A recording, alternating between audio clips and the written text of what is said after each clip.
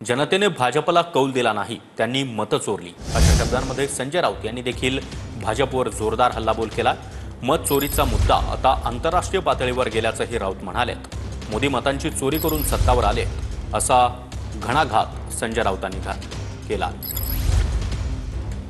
भले देवेंद्र फडणवीस किंवा त्यांच्याबरोबरच्या त्यांच्या टोळीतले लोक जनतेने आम्हाला कौल दिला वगैरे सांगत असले तर ते खोटं बोलत आहेत। जनतेने ह्यांना कौल दिला नाही आणि मतं चोरली।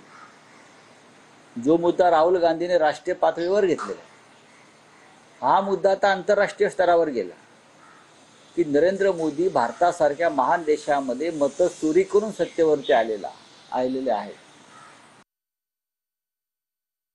तर संजय राऊतांनी देखील आता मत चोरीच्या मुद्द्यावरून नरेंद्र मोदी आणि देवेंद्र फडणवीस यांच्यावर हल्लाबोल केलेला आहे।